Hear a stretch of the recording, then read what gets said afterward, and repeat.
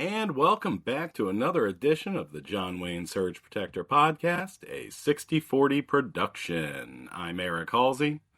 I am not the reporter from the Atlantic. I am Alex Midway. What's going on in the world today? It wasn't today, but we finally saw how the dress code for going to the Oval Office. It's not a stupid sweater like a hack Zelensky wore. But have you seen Kid Rock in the Oval? Because I'm looking at the picture right now. You had me at Kid Rock. An American icon. The guy's old enough to collect Social Security for 2 more years, but he'll still be around. But he still has kid in the name. Yeah, it's evidently that didn't have a whole lot to do with his actual age, which is getting up there. Yeah, he looks a little bit city mild, weathered, worn here. But yeah, Kid Rock showed up in an all-American jumper. It's I don't know how to describe it. It is any woman you saw at a MAGA rally over the age of 60, this is exactly what they were wearing. Yeah. Anybody told you about ivermectin and bleach in your system? This is what they usually wore.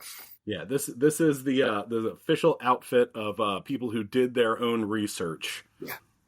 So that hack Zelensky can take a few lessons from our boy Kid Rock. It's the cultured gentleman. You know what's funny? I did see a clip pop up last night. Excuse me. Do you know why Kid Rock was at the White House? Ticketmaster fees, actually. Yeah, it was all about protecting the consumers from all these scalpers ripping people off. We'll get more into that one a little bit later in the episode. It's but that is something different for the administration. The funny part about that is one of the Daily Show spinoffs. I saw a clip where they were talking about him being there, about his scalpers ruining the business. And they brought up what a local Kid Rock concert ticket would cost you. Ooh. On the open market. Talk to me. And so as all these comedians are talking, they're like, well, I roughly charge about $70 per person for one of my shows, so on and so forth. Came out $12 is about the going price if you average it all out for a Kid Rock show. I like it. So if I was him, I would be super upset a scalper was out there trying to make 20% off my $12 ticket. Dude, 20%? When's the last time you went to something under $25? 1999. Yeah. Like, you're not getting anything under $50 nowadays. Like, that's just a joke. I mean, there's one band coming around. I try to get tickets to it. First of all, you're out hustled by the bots, so you got the 300 nosebleeds. And then after that, Ticketmaster fees is another 30%, and you're screwed. It's pointless. Yeah. Well, Kid Rock's out there doing the Lord's work. So a hearty ba-wa-ta-ba to you as well, sir. If they weren't super spreader events, I would actually go to a Kid Rock show. It seems like, you know what? It's as much fun as the little Juggalo Fest, which you're completely against, and I think would be a blast of it. I'm not saying it wouldn't be a blast. I'm not flying out to middle of Nowheresville, Iowa, to spend 3 days with the Juggalos. Unless, of course, that's who starts listening to the podcast, in which case we'll love to be there. Optimistic by Fago in a heartbeat. You know, let's take Detroit back. Come on, wicked clowns. Yeah, Detroit versus the world, whatever. We'll start eating the pizza. I don't care. I got a little Caesars around me. That's all. I love an off-brand soda. So going away from a world that is close to us, looks like we're doing a little bit of a throwback to the 1940s, and German troops are once again on the border with Russia. They just activated the first, no, not the first, but the 45th Armored Brigade, and they stationed them in Lithuania, which is right next to a little place called Kaliningrad. Now, that place is, it's a little bit different because it's not part of Russia, and I don't really understand how it's there, but it's kind of landlocked between Belarus and another place that currently has German troops stationed in it. So the war's going great for Putin. Well, you know how useless I am when it comes to geography. Yeah. We've watched enough UFC events where I've had to turn to you and go, "Where's this?"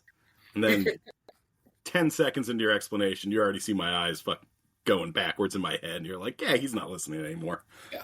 I mean, if you take a look at it, Kaliningrad's right next to, it's between Poland and Lithuania. Poland already is not very friendly with them. They already had a few things that they instituted. And now Lithuania has literally a brand new a German brigade, which is between 2,000 and 5,000 people. This was specifically made just to stand up to Russia. So if you're trying to stop the expansion of NATO and everything else in Ukraine and kill those Nazis with a Jewish president, I don't know how it's supposed to make sense, but it should. But it says the opposite effect you're going for. Are we 100% sure they're not there to stop this overreaching Ukraine from trying to take more territory that isn't theirs? The guys who went in and started this war, yeah, that could be it. That could be a real threat. Interesting if true, as our leader Elon likes to say.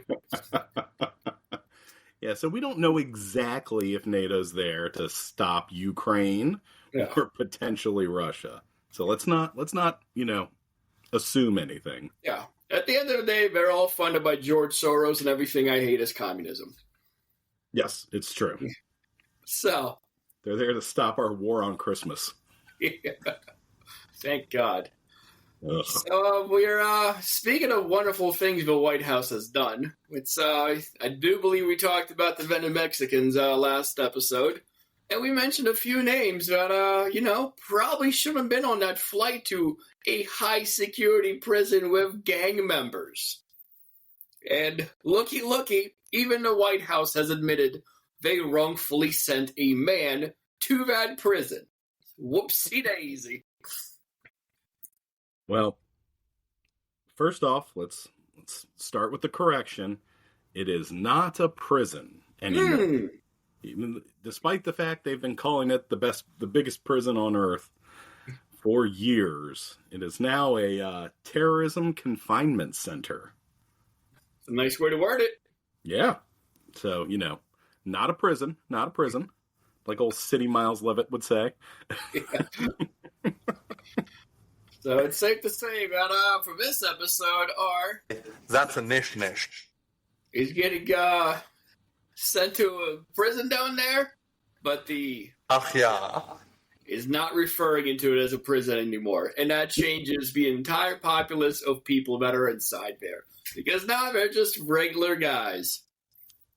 Yeah. I mean, you can call a prison, but if you call it a state-funded hotel, you got a different picture in your brain.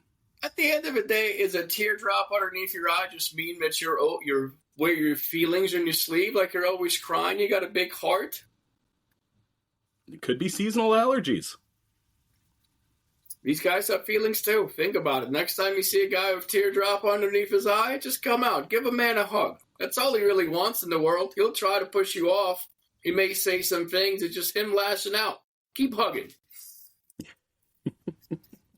Yeah, it's not good. But luckily, we have a system in place of due process where we can't just send somebody out willy-nilly without, seeing a judge or being convicted by a jury of your peers.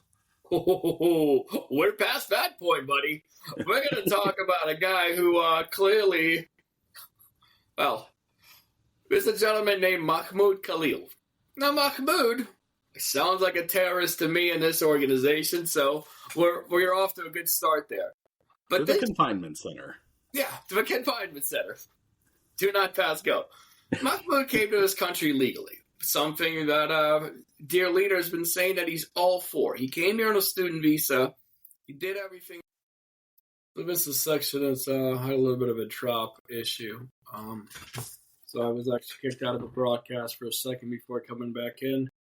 I just mentioning that the guy who came here, he came here legally. He did everything right, and all he did was voice his free speech, talking about a nonviolent protest. It's not like he went into the Capitol and broke a bunch of windows. He was literally on a college campus. So that was kind of the whole thing that I meant to say there, but a little bit more passionately.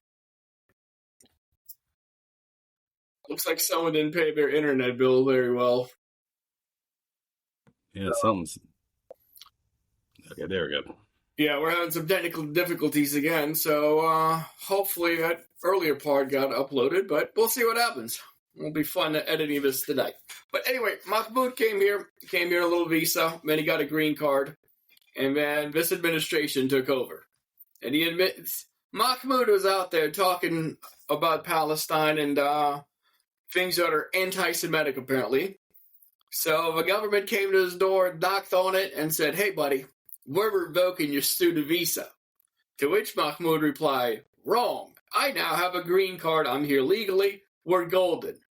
To which the government replied, "Wrong. We're revoking that now. That changes nothing."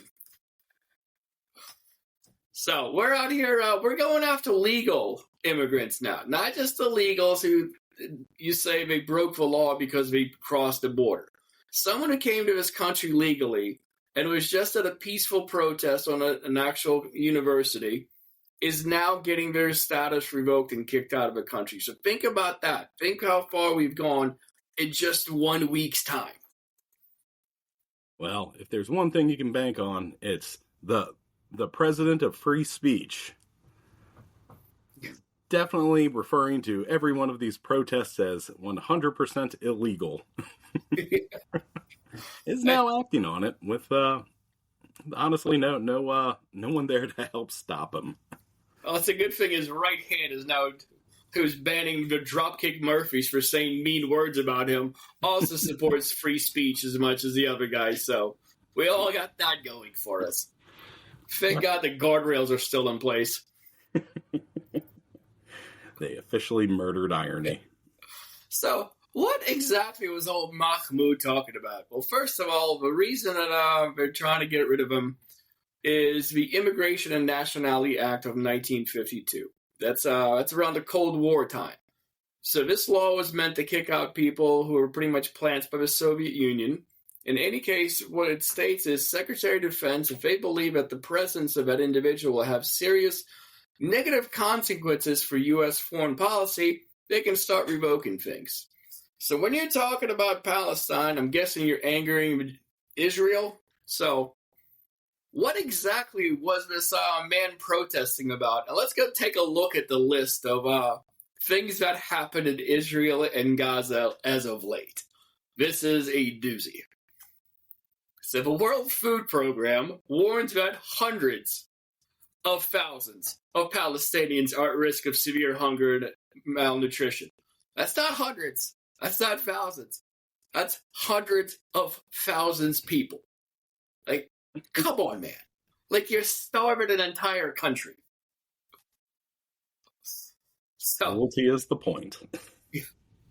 So, in addition to that, the other headline I read is at least 14 bodies have been recovered in southern Gaza, including the bodies of 8 medics. You know what happened last week in Israel? Ceasefire? They fired at an ambulance. I was halfway there. You had the fire part right.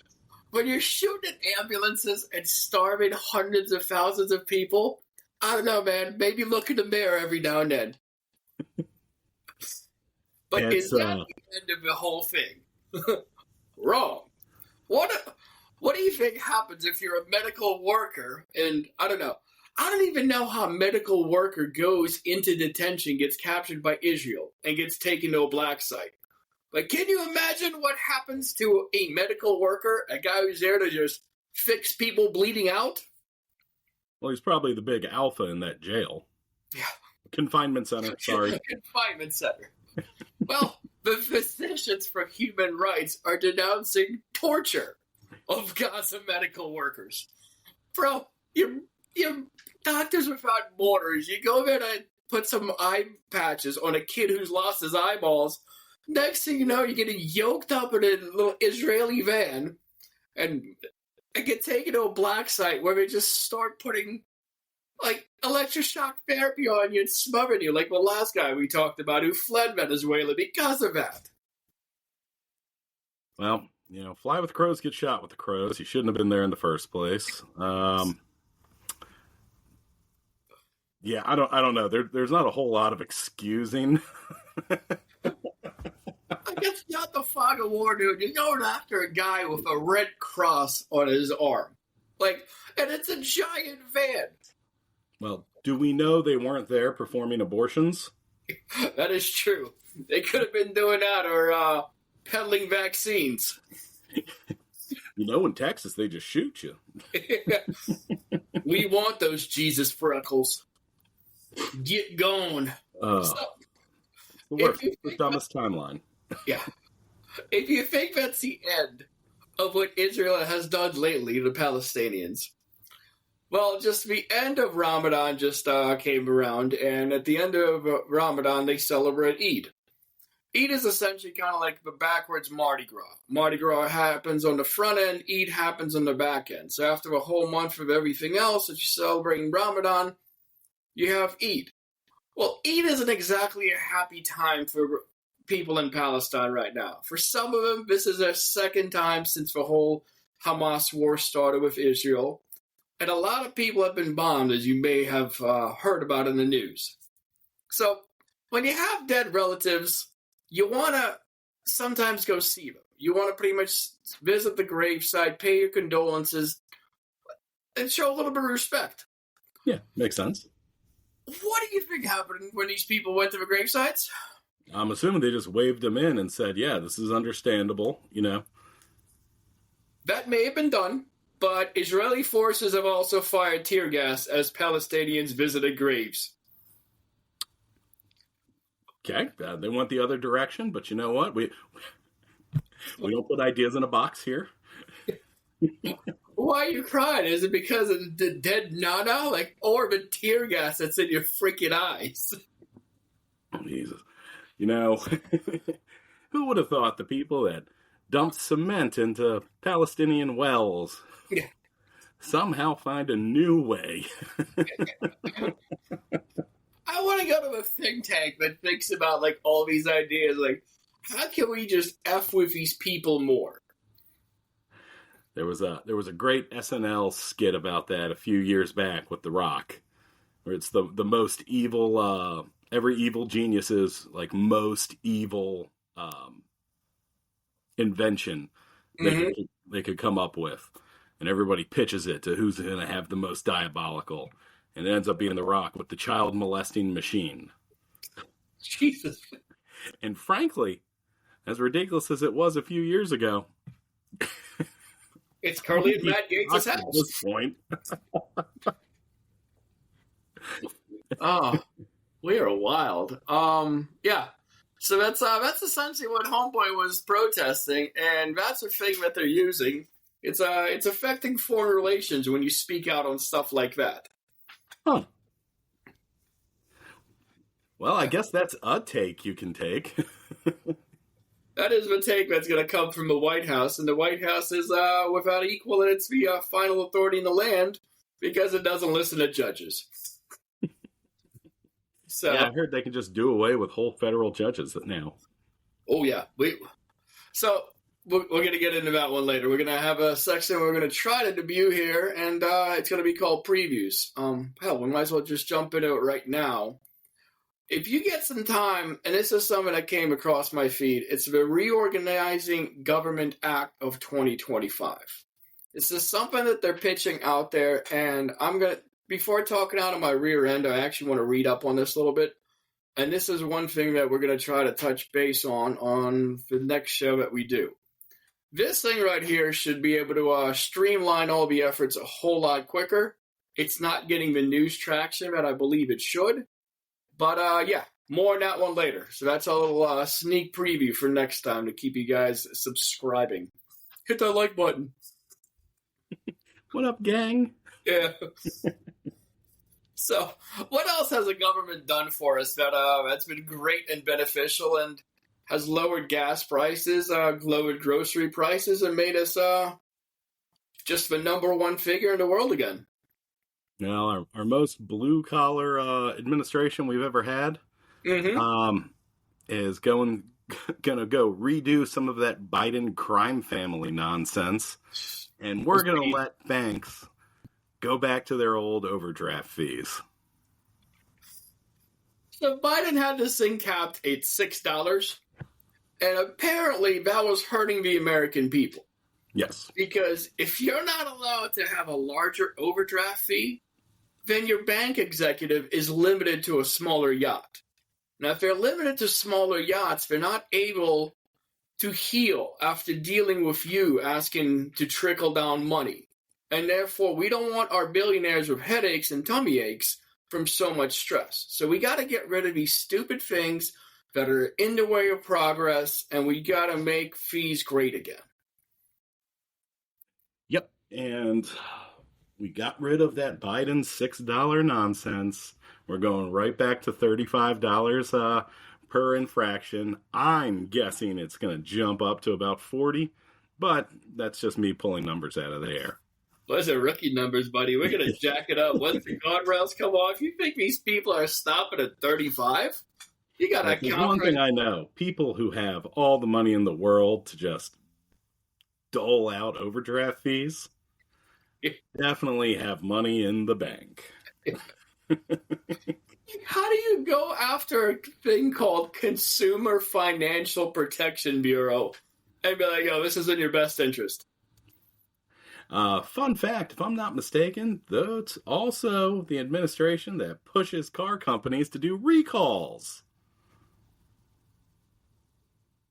Recalls. In case you recall last week's episode about the Cybertruck and things flying off at 70 miles an hour.